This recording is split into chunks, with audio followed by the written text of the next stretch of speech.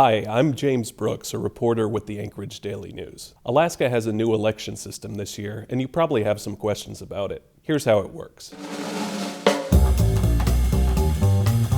First things first, all candidates for each race must enter by June 1st. And this time around, governor and lieutenant governor run as a single team. After everyone's signed up, the next step is the primary election on August 16th. In the past, you might have been asked which ballot you want when you go into the polling place. This year, there's only one ballot, and all of the candidates, regardless of party, are on it. You'll vote for one candidate per race. The top 4 vote getters will head into the general election. If there's 4 or fewer people running, then all of the candidates advance. After the primary, we'll get a few more months of campaigning before the general election, which this year is on November 8th. In that election, you'll be asked to pick which candidate is your favorite, second favorite, third favorite, fourth, and if you want to vote for write-in, there's space for a 5th option. You'll be voting for all of the races this way. Governor, State House and Senate, Congress. This will be the first time Alaskans are voting like this, using a system called ranked choice voting. Here's what the ballot looks like. Let's talk about how to mark it. Imagine elk, polar bear, penguin, and owl are running for office. You prefer elk, and you're definitely anti-penguin. She doesn't even go here.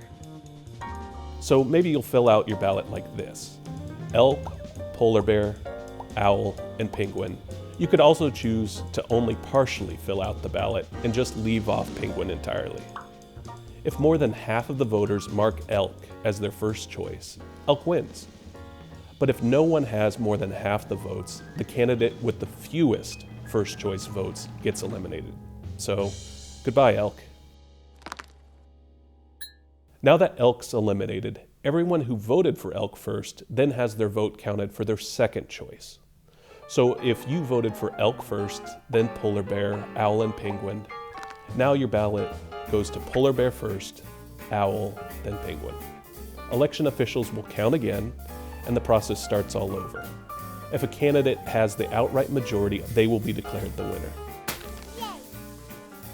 If not, the process is repeated until a candidate wins. If you try to pick 2 first choices, say elk and polar bear, that vote won't be counted at all, though your ballot will still count in other races where you voted correctly. There will be other things on the ballot that don't use ranked choice voting. The normal ballot measures, the Constitutional Convention question, those will be yes or no questions. All of this tallying could delay the election results. More likely than not, we won't know who's won until 15 days after Election Day. And even then, there still might be some doubt, because in Maine, when ranked choice voting was used for the first time, a losing candidate sued, arguing that the new law was implemented unconstitutionally.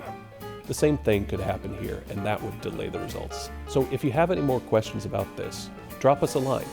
You can read more about how we got here at KTOO.org and ADN.com.